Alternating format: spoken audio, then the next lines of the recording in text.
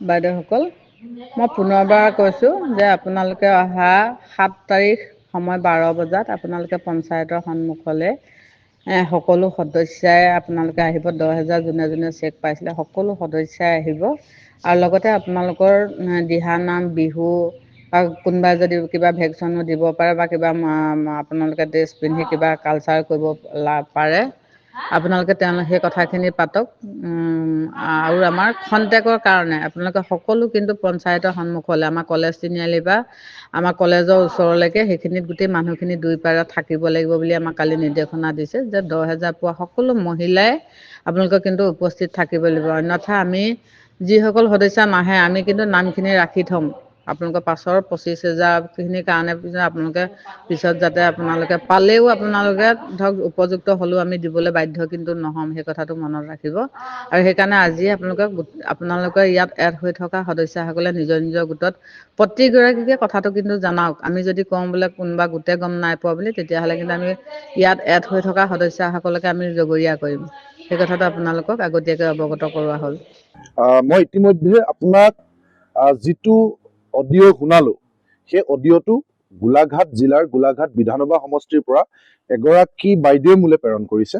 প্ৰথম অৱস্থাত যেতিয়া অডিঅ'টো মই শুনিলো, আপুনি নিশ্চয় অডিঅ'টো এতিয়া শুনিলে, এই অডিঅ'টোত মই শুনি মোৰ এনেকুৱা লাগিছে যে এইটো কিবা এটা যেন দাসত্ব আঁচনি, কোনোবা মালিকে কিছু তেওঁৰ কৰ্মচাৰী বা তেখেতৰ দাস কিছুমান লোকক কিছু টকা আগবঢ়াইছে আৰু তেওঁৰ কামখিনি কৰি নিদিলে পাছত তেওঁ সেই আৰু দিব লগা টকাখিনি তেওঁলোকক নিদিয়ে।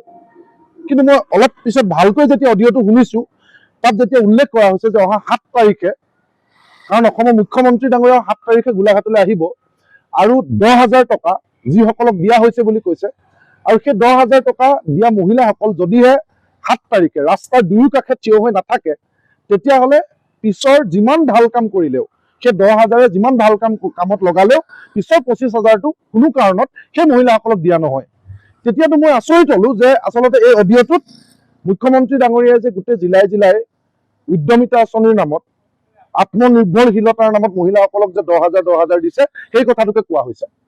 এই কথাটো শুনাৰ পৰা আজিৰ আমাৰ অসম চৰকাৰলৈ প্ৰশ্ন যে এই যে মুখ্যমন্ত্ৰী ডাঙৰীয়াই গোটেই অসমত আশীৰ্বাদ যাত্ৰা কৰি আছে, তাৰমানে আশীৰ্বাদ যাত্ৰালৈ এই অডিঅ'টোৰ নিচিনাকৈ ভাবুকি দি মানুহক অনা হৈছে নেকি? যে নাহিলে আপোনালোকৰ আঁচনি কাটি দিয়া হ'ব। আমি ইয়াৰ আগতে যিটো শুনি আছিলো যে বিজেপিৰ মিটিঙলৈ নগলে অৰুণোদয় আঁচনি কাটি দিয়া হ'ব, বিজেপিৰ মিটিঙলৈ নগলে ঘৰ কাটি দিয়া হ'ব, যিটো আমি শুনি আছিলো, এতিয়াতো এইটো প্ৰমাণ হ'লে অডিঅ'টোতো এতিয়া অসমৰ ৰাইজে ভালকৈ শুনক। তাত ক্লিয়াৰলি কৈছে যে 10,000কৈ পোৱা যিসকল মহিলা, তেওঁলোক যদিহে মুখ্যমন্ত্ৰী ডাঙৰীয়া অহা এই মিটিংখনলৈ 7 তাৰিখে গোলাঘাটলৈ আহিব, সেই মিটিংখনলৈ সকলো মানুহ 12 বজাতে ওলাই আহি ৰাস্তাৰ কাষত যদি শাৰী পাতি নাথাকে, তেতিয়াহ'লে পাছৰ 25,000 প্ৰদান কৰা নহ'ব। এটা পোনপটীয়াকৈ ভাবুকি।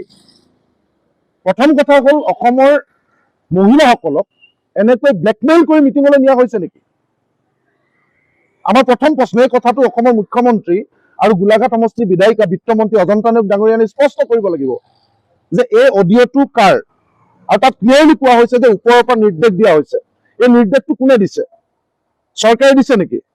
যদি চৰকাৰে দিছে, প্ৰথম কথা তেওঁলোকে যে কৈছে উদ্যমিতা, কাগজে পত্ৰই যে উদ্যমিতা, আত্মনিৰ্ভৰশীলতা, তাৰমানে প্ৰকৃতাৰ্থত জুলুঙৰ মেকুৰী ওলাই পৰিল নেকি? উদ্যমিতা নহয়, মহিলা সন্মান নহয়, তাৰমানে দাসত্ব। পইচা নিদিলে পিছত যদি পইচা লৈ 10,000 লৈ যদি মিটিঙলৈ নাহে, তেতিয়াহ'লে পিছৰ 25,000 কোনো কাৰণত দিয়া নহ'ব। এই যে অডিঅ'টো ক'লে, এই কথাটো কাৰ? এইটো অসম চৰকাৰে স্পষ্ট কৰিব লাগে। আৰু যদি নকৰে, তেতিয়াহ'লে এই মহিলাগৰাকীয়ে কোৱাৰ নিচিনাকৈ এইটো কথা সত্য যে ওপৰৰ পৰা নিৰ্দেশ দিছে 10,000 দিয়ে সকলো মহিলা মিটিঙলৈ, বিজেপিৰ মিটিঙলৈ যোৱাটো বাধ্যতামূলক। তাৰমানে তেতিয়াহ'লেতো মহিলাৰ সন্মানৰ কথা কোৱা এই দলটোৱে, মুখ্যমন্ত্ৰীয়ে বা অজন্তা নেওগ ডাঙৰীয়ানী গোলাঘাটৰ, তেওঁ নিজে এগৰাকী মহিলা, তাৰমানে মহিলাসকলক পোনপটীয়াকৈ নিৰ্যাতন চলাইছে, ব্লেকমেইল কৰিছে, অপমান কৰিছে। কাৰণ এই দাসত্বৰ নিচিনাকৈ কথাটো কোৱা হৈছে ন। ইয়াত ক্লিয়াৰলি কথাটো কৈছে যে যদিহে নাহে, তেতিয়াহ'লে যিমান ভাল কাম কৰিলেও, সেইদিনাখন আমি দেখিছো যে মুখ্যমন্ত্ৰী ডাঙৰীয়া সকলোতে কৈ আছে যে 10,000 টকালৈ যদি প্ৰকৃততে ভাল কামত খটায়, তেতিয়াহ'লে পাছৰ 25,000 দিয়া হ'ব।